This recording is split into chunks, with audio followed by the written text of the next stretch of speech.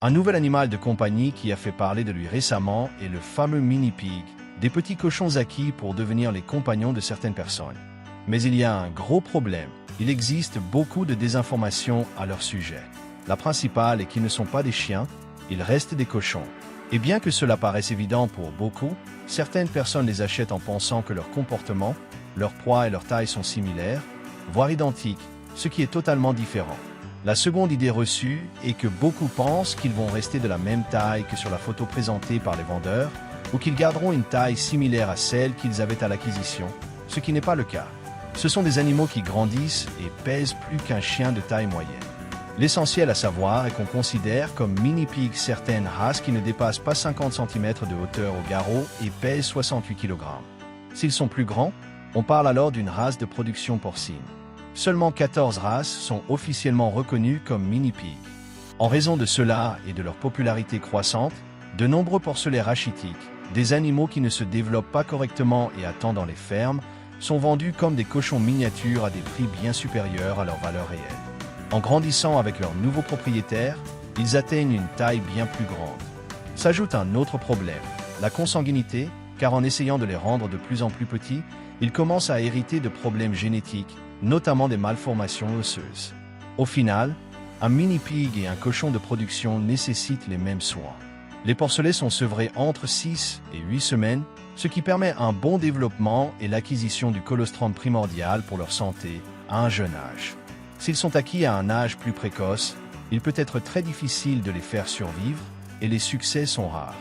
Ce sont des animaux omnivores, donc leur alimentation est basée sur des céréales, des légumes. Et dans certains cas, ils peuvent consommer des protéines animales. On peut leur acheter des aliments commerciaux spécialisés pour mini-pigs, le seul inconvénient étant leur coût élevé. Une bonne et économique alternative est de leur donner au départ des aliments commerciaux de croissance utilisés en élevage, puis, à partir de 4 mois, de les remplacer par des aliments d'entretien qui constitueront la base, à laquelle on pourra ajouter quelques légumes ou même un peu de pain en petite quantité. Il faut les nourrir 4 à 5 fois par jour quand ils sont porcelets, puis, vers l'âge de 4 à 6 mois, réduire à 2 ou 3 fois par jour. Il faut éviter la suralimentation et les changements brusques de régime, car ils ont tendance à grossir très facilement ou cela peut leur causer un ulcère gastrique. Ils doivent avoir de l'eau en permanence. De plus, lorsqu'ils sont petits, ils régulent mal leur température corporelle et ont besoin d'une température constante de 28 à 30 degrés Celsius. Mais adultes, ils ne supportent pas la chaleur, il faut donc les placer dans un endroit frais, surtout en période chaude. Si vous mettez de l'eau sur la terre ou le sol, ils s'y rouleront pour faire baisser leur température. Il faut les laver chaque semaine avec un savon neutre, cela les aidera à garder une peau propre sans la dessécher. Il existe un mythe selon lequel les cochons sont des animaux sales, ce qui est faux.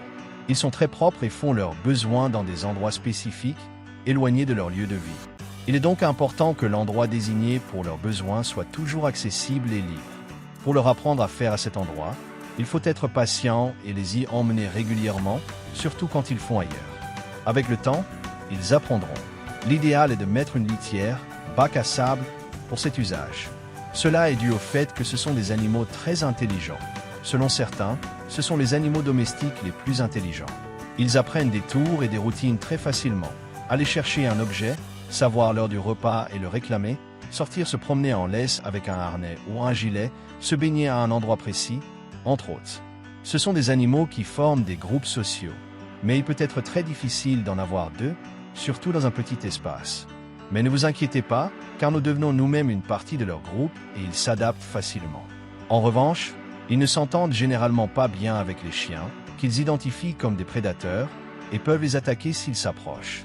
Ce ne sont pas des animaux qui jouent beaucoup comme d'autres animaux de compagnie, mais ils sont très curieux. Ils peuvent casser des choses avec leurs groins. Quand ils sont énervés, ils peuvent mordre. Il faut donc être prudent, d'autant qu'ils ont des défenses pour se défendre. Ils peuvent même charger, piétiner ou essayer d'écraser avec leur poids. Quand ils ont peur, ils se mettent à crier, produisant un bruit aigu et très désagréable. Cela arrive quand on les porte, ce qu'ils n'aiment pas, ou chez le vétérinaire.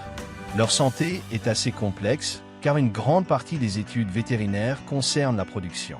Il faut donc appliquer un hybride entre cette médecine et celle des petites espèces pour leur traitement.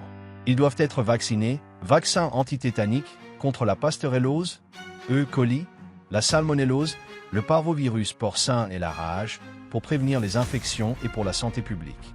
Cependant, les vaccins doivent être appliqués selon la législation locale. Les problèmes les plus courants sont les maladies digestives dues à la consommation d'aliments inappropriés ou avariés, car ils fouillent dans des endroits peu salubres, les problèmes respiratoires dus au changement de température, ou des problèmes cutanés car leur peau sèche très facilement ou s'abîme par frottement, n'étant pas très poilu.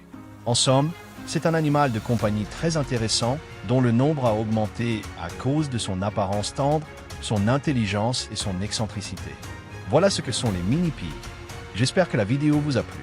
Si c'est le cas, mettez un j'aime et partagez-la pour faire connaître cette chaîne. Je vous laisse mes réseaux sociaux afin que nous puissions rester en contact. C'est également par ce biais que je ferai les annonces relatives à la chaîne. Si vous êtes nouveau, je vous invite à vous abonner et n'oubliez pas de laisser un commentaire ou une question qui vous serait venue. Merci beaucoup d'avoir regardé cette vidéo. À bientôt.